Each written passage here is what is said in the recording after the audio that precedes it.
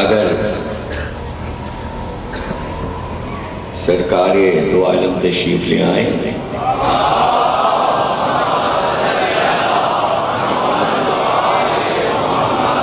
اور اللہ پھر وحی کا سلسلہ شروع کر دے تو پھر آپ کو پتہ چلے گا کہ اللہ کیا کہہ رہا تھا، کیا قوم کہہ رہی تھی اور اللہ کیا جوابات دے رہا تھا، کیا باتیں کر رہا تھا۔ کوئی خاموش نہیں ہو گیا اللہ۔ یاد یہ سمجھ لیجیے کہ انبیاء کے جو قصے ہم قرآن میں پڑھتے ہیں تو جو حالات ان قوموں کے تھے تو اللہ اس کے جوابات دیتا تھا ان کی باتوں کے، اور اپنے پیغمبر سے کہتا تھا کہ اب یہ ہوگا، اب یہ ہوگا، عذاب آئے گا، عذاب آئے گا۔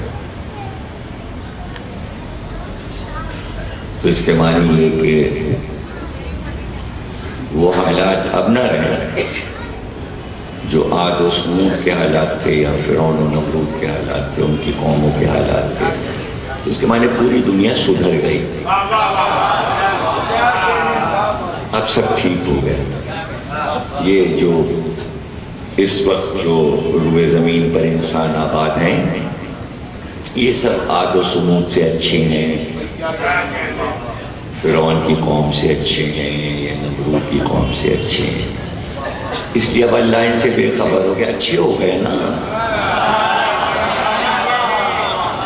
اس لیے وہ خبر ہی نہیں لے رہا۔ اب تو دنیا سدھر گئی، اب تو اتنے پیغمبر آ گئے، 1,24,000 آخری پیغمبر بھی آ چکے تھے، تو اب تو سب ٹھیک ٹھاک ہے۔ اب نہ روئے زمین پہ کہیں گناہ ہو رہا ہے، نہ برائی ہو رہی ہے، نہ انسان کسی کو دھوکہ دے رہے ہیں، نہ احکامات الہی کی پامالی ہو رہی، سب ٹھیک ٹھاک، ساری قومیں ٹھیک ہو گئی، اس لیے کہ اللہ بولتے ہی نہیں۔ اور یا پھر یہ کہ آزادی دے دی کہ بھئی ہم بھائی اتنے انبیاء بھیج چکے، تم نہ سدھرے، جاؤ تم جانو تمہارا کام جانے، ہم نہیں بولتے۔ کوئی ایک بات تو طے کریں تو آگے بڑھے، ایک بات طے کر لیں۔ ایک کوئی مولانا تقریر کر رہے تھے، وہ میں تو ٹی وی پہ تقریر آتی ہے میں سنتا ہوں، اتنی واہ کرتے ہیں، پتہ نہیں جو لوگ بیٹھے ہیں ان کے سمجھ میں کیسے آتی، میرے تو ایک لفظ سمجھ میں نہیں آتا۔ ارے جو بیٹھے ہوئے ہیں تو ان کا انٹرویو لیں، کوئی 10 سال سے سن رہا ہے، کوئی 20 سال سے سن رہا ہے، کوئی 30 سال سے سن رہا ہے، کوئی 40 سال سے سن رہا ہے۔ آپ کل کی بات کر رہے ہو، آج کی بات کر رہے ہیں کہ ہم سن رہے ہیں، کچھ سمجھ میں نہیں آ رہا۔ سمجھ میں اس لیے نہیں آئے گا کہ جب ایک کالج اور اسکول میں بچہ جاتا ہے تو وہ بتدریج اپنے کورس کو پڑھتا ہوا آگے بڑھتا ہے۔ اب آپ نے KG پڑھانی، کالج پڑھانی، آپ نے گریجویٹ ہوئے نہیں، ایک دم آپ جا کے بیٹھ گئے PhD کی کلاس، تو آپ کے کیا سمجھ میں آئے گا؟ تو اس میں سے کون سا لفظ سمجھ میں آئے گا اور کیسے سمجھ میں آئے گا؟ تو وہ علی کے شاگرد جو برس سے علی کے ساتھ تھے، وہ نہج البلاغہ کے خطبوں کو سمجھ رہے تھے، ورنہ جاہل تو بیٹھا سوچ رہا تھا اب کیا بہکاوا کروں، میرے سر میں بال کتنے ہیں، مطلب وہ اپنے وجود کو منوا رہا تھا کہ میں بھی یہاں موجود ہوں، تو کیسے میں بتاؤں کہ میں بھی ہوں؟ تو اس نے جاہلانہ سوال کر دیا۔ تو جب تک کہ آپ یہ نہیں سمجھیں گے کہ آپ اس کو جو خطابت کو ایک تفریح بنا لیا گیا کراچی میں، دو تین طرف موڑ دیا گیا، ایک کہ یہ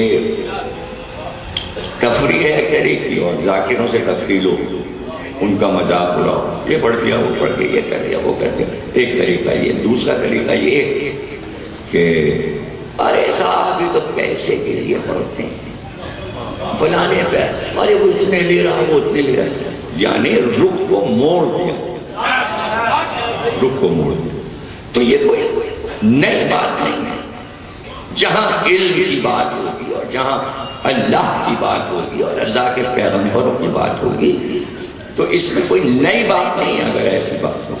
اس لیے کہ جب آخری وحی آ رہی تھی تو بڑے بڑے جغادری جو مکے کے تھے وہ میٹنگیں کرتے تھے کہ کیسے پبلک کے ذہن کو موڑ دیں اور وہ محمد کی بات کو نہ سمجھیں۔ تو پلاننگ ہوتی تھی کل کیا کہنا ہے، پرسوں کیا کہنا ہے، اب کیا کہنا ہے، تو وہ نکل پڑتے تھے گول کے گول، گلیوں میں پھیل جاتے تھے۔ اب نئی وحی آئی، سرکار نے سنا دی، لوگ متاثر ہوئے، ایسا کلام نہیں سنا۔ اب ظاہر ان کی حیرانی بڑھتی تھی، یہ فصاحت، یہ بلاغت، یہ گفتگو، اس میں کیا کہا سرکار نے، کافر سوچنے لگتے تھے۔ تو ان کے ذہنوں کو موڑنے کے لیے ارے جادوگر ہے، ساحر، ایک سے 10 نے، 2 نے، انہوں نے پھیلایا، گلی گلی میں پھیلا دیا، ساحر۔ پھر کوئی پھیلانے کی مجنون، دیوانہ۔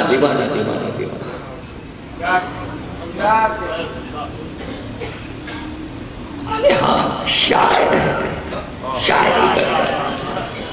تو دیکھیں 3 لفظوں سے سرکار کی گفتگو کا رخ، آسمانی وحی کا رخ 3 لفظوں سے موڑ دیا۔ اب 3 پروپیگنڈے ہو رہے ہیں۔ کوئی گروہ کہہ رہا ہے شاعر ہے، کوئی گروہ کہہ رہا ہے جادو کرتا ہے، جادوگر ہے، ساحر ہے، کوئی تم ہمارے حبیب کے لیے ایسے بہودہ لفظ استعمال کرو۔ وحی میں وہ لفظ رکھ دیے کہ یہ کہا گیا۔ پھر وہ دن آیا کہ سرکار پورا عرب قدموں میں پڑا تھا، لوٹ رہا تھا، ہاتھ جوڑ رہے تھے، فتح مکہ، سارے خانے ٹوٹ گئے، پورے عرب پہ سرکار کا نام تھا، کوئی نام کا کافر نہ رہا۔ وہ جو تھے پروپیگنڈا کرنے والے سب مر آ گئے، کوئی بدر میں مر گیا، کوئی احد میں مر گیا، کوئی اپنی بیماری میں مر گیا، کوئی چیچک میں مر گیا، کسی کے ہاتھ سڑ گئے، کسی کی ٹانگ ٹوٹ گئی، کسی کا چہرہ مسخ ہو گیا، اللہ نے سب کو برباد کر دیا۔ اب جو سب نے انجام دیکھا تھا کہ یہ شکل، یہ ایسی شکل، یہ اس بیماری میں مرا، یہ ایسے مرا، یہ ایسے مرا، تو ڈر کے مارے لا الہ الا اللہ، لا الہ الا اللہ۔ اور پتہ چلا کہ جیسے کبھی عرب میں کوئی کافر تھا ہی نہیں، سب مسلمان، اللہ اکبر، اللہ اکبر، ہر وقت نمازیں، مسجد، اذان، تلاوت، مجاہد تلوار لگائے جہاد کرنے جا رہے ہیں، صبح صاف صاف اچھے کپڑے اور قصابے لٹکا لیے، ارے کیا مومن ہیں۔ تو اب جب ایسا کوئی ہے ہی نہیں جو سرکار کی طرف ٹیڑھی نگاہ سے دیکھ سکے، تو پروردگار اب چپکے سے قرآن سے وہ لفظ نکال دے کہ کبھی ساحر کہا گیا تھا، کبھی شاعر کہا گیا تھا، کبھی جادوگر کہا، تو پروردگار نکال دے۔ تو ایک بار اللہ نے کہا جو ہم جانتے ہیں وہ تم نہیں جانتے۔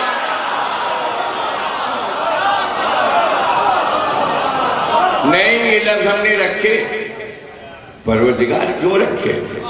اس لیے رکھے کہ رہتی دنیا تک جب قرآن پڑھا جائے تو سب کو پتا چلے کہ جو عقیدت رکھتا ہے سرکار سے اور محبت رکھتا ہے، جب ان آیات کو پڑھے جب ان آیات کو پڑھے تو اس کو پتا چلے کہ ہمارے سرکار کتنے مظلوم تھے اور ان کو کیا کیا کہا گیا. سرکار کی مظلومیت بتانے کے لیے یہ لفظ قرآن میں رکھے گئے، اور ادھر سرکار کی مظلومیت سے پیار ہو جائے اور جنہوں نے کہا تھا ان پہ لعنت ہو جائے. تو انہوں نے مکاری کی تھی سرکار کو، یہ سب کچھ کہہ کر عیاری اور سیاست کے نمونے دکھائے تھے. اللہ نے اپنی حکمت سے رخ موڑ دیا. تو کیا ہے حکمت پروردگار؟ یہ ہے، اسے کہتے ہیں حکمت. جب سیاست مقابل آ جائے تو سیاست نے علی کو خط لکھا کہ تم کیا صفین میں مجھ سے لڑو گے، اس لیے کہ تم وہ وقت بھول گئے جب تمہارے گلے میں رسی کا پھندا ڈال کر سڑک پہ مدینے میں تمہیں کھینچا گیا تھا. جیسے سرکش ناکے کو جو ناکا بگڑا ہوتا ہے اور اس کو کھینچتے ہوئے لے جاتے ہیں، اس طرح تو مدینے میں تمہارا حشر ہوا تھا. تم میرا مقابلہ صفین میں کیا کرو گے؟ علی نے خط کا جواب لکھا، تو میری مذمت کرنا چاہتا تھا، تو نے تو میری مدح کر دی، اس لیے کہ تو نے یہ سب کچھ لکھ کر بتا دیا کہ علی مظلوم ہے، اور جن لوگوں نے ظلم کیا